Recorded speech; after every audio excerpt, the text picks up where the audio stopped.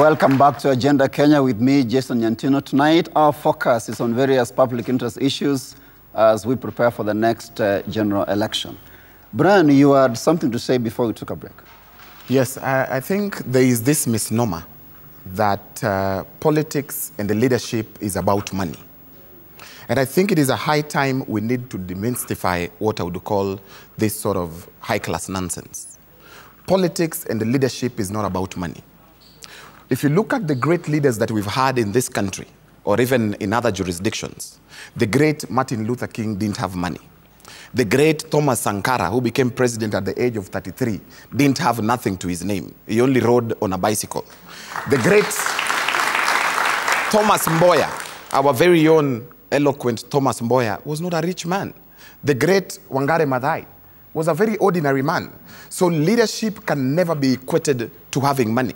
Leadership and capabilities can never be equated to the capacity in terms of wealth. And I think it is a high time as Kenyans. If there is a poor young man who's running within your area and has capability and ability, please support that young man. Don't just say that when we take you there, you're going to eat our money. Thank you, Brian. Thank you for that. My next question is from Peter Munene. Peter is a social worker. My big question is, do Chief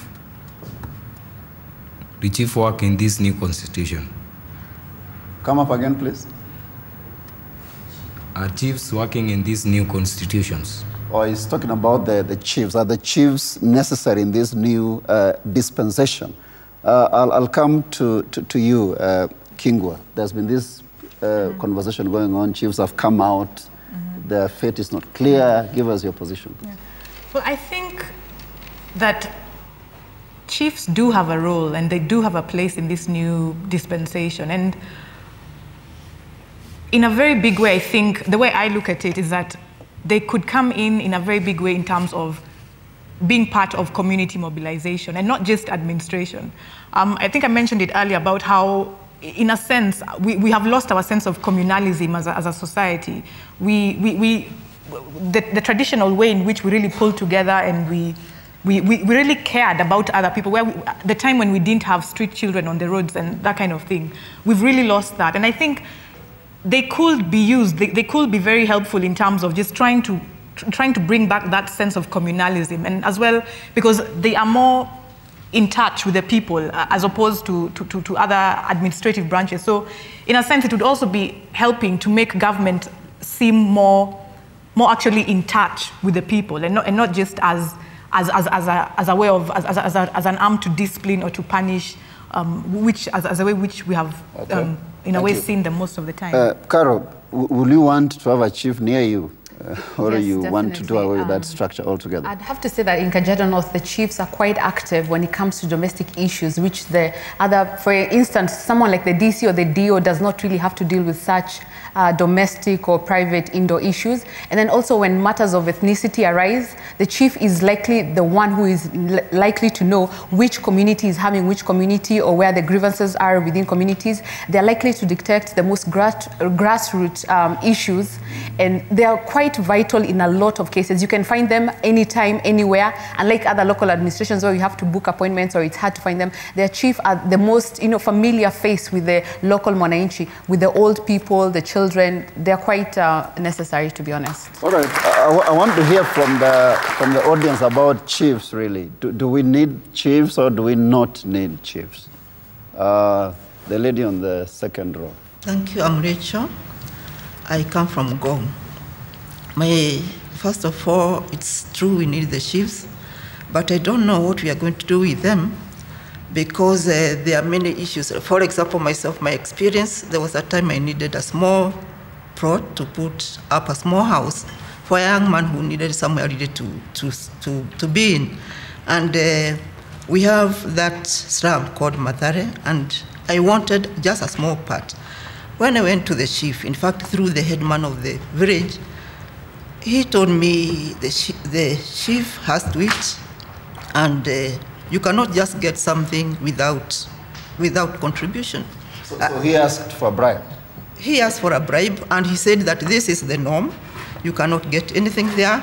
He said it's not a bribe, but you cannot just get some. You have to be assimilated into this village. And for that matter, so that you are one of them, you have to contribute. So that she raised a question of corruption among the chiefs of the provincial administration, as you would have it. The gentleman at the back. I believe our societies... Give us your name, please. My name is Azedi Etienne. I believe our societies are urbanizing, even in our own rural areas. We don't even need them much, because I believe at a time I had an issue with my neighbor. I come from Siaya County. I had an issue with my neighbor that he complained about a cow strayed and ate his maize stalk. And we settled it easier because we went to the nearest police station, which is just a stone throw from us, and we solved the issues amicably. Because if we had gone to the chief, the process would have been so long. We'd arrange a case, and then the case would be adjourned, maybe when the witness would be called. But it was so easy because the police stations was there, and it really helped us. So he's saying the police can play that role. Probably one more comment. Let's come to the front here, the gentleman in glasses. Your name, please. Yeah, my name is Ephantus Kariuki.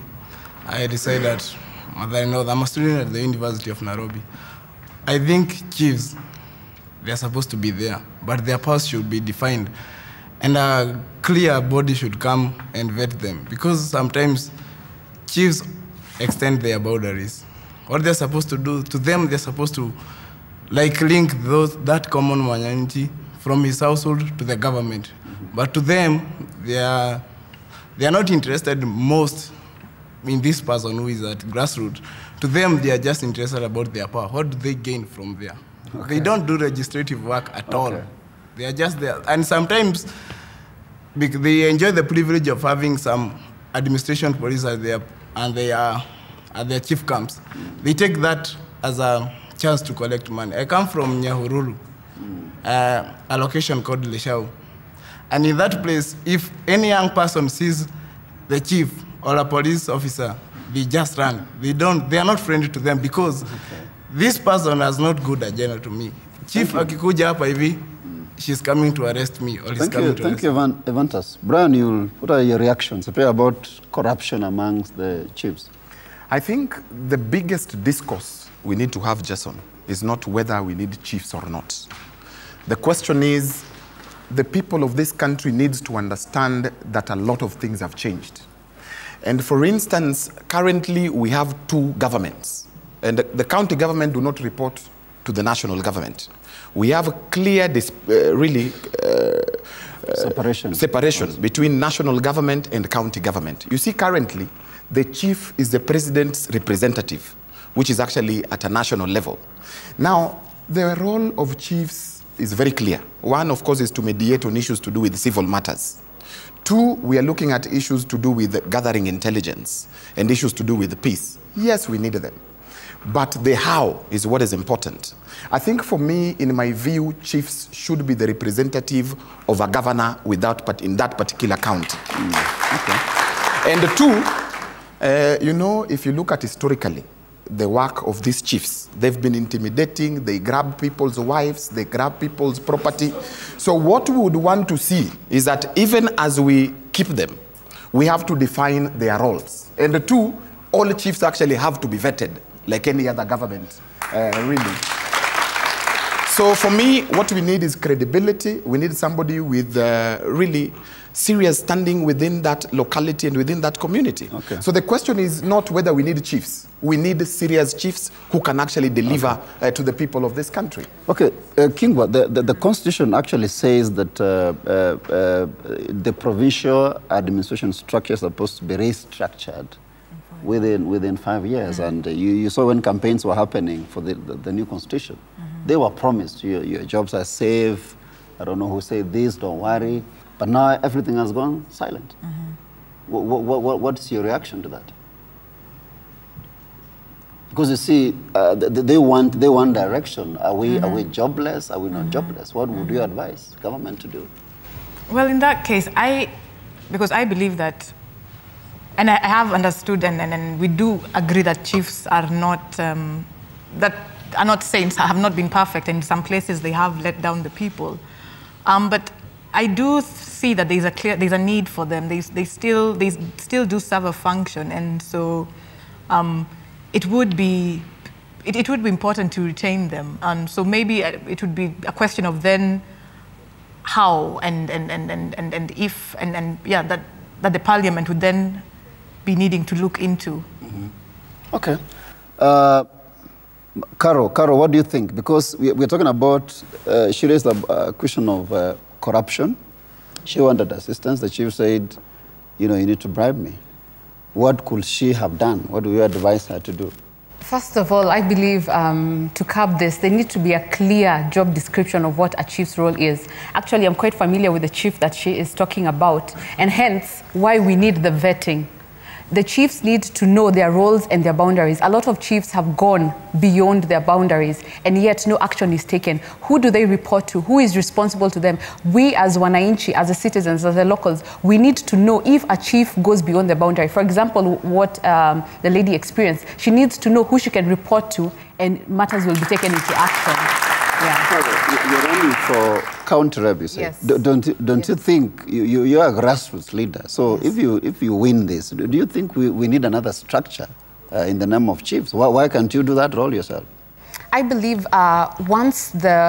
with the devolution, I believe as a member of county assembly, I have my role, and I believe the chief has their own role as a person who is lowest to the ground. For example, the lady who wants to know about getting such land issues, it needs to be allocated either the county ward reps, or is it the chief's responsibility? I believe the job has to be completely redefined and the people vetted again.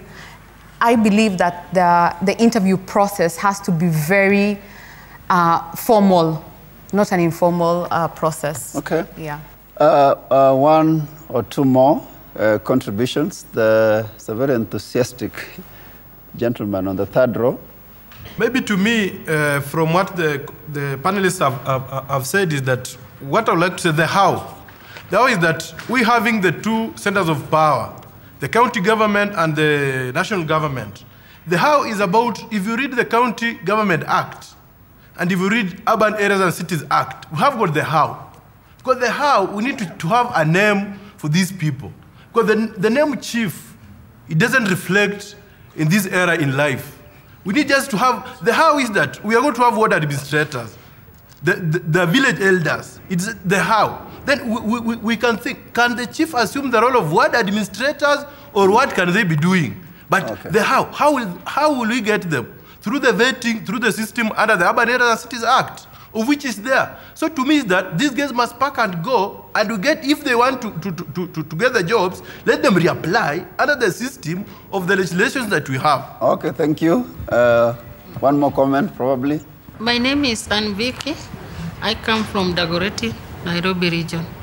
Truly speak, chief is very, very important, because without chief, no community. There's some cases like violence, domestic quarrel. Tutaweka wapi without chief? So we need chiefs as far as you're concerned. And with that, we come to the end of Agenda Kenya this week. I thank my panel and my studio audience for that wonderful discussion, and to all of you at home for watching. You can be part of this discussion by answering this question. What do you think is the best mechanism of vetting political leaders? What do you think is the best mechanism of vetting political leaders? Text your answer to the number on your screen. Give us your name and location. You can still be part of this discussion by going into our Facebook and Twitter pages. And until next week, goodbye.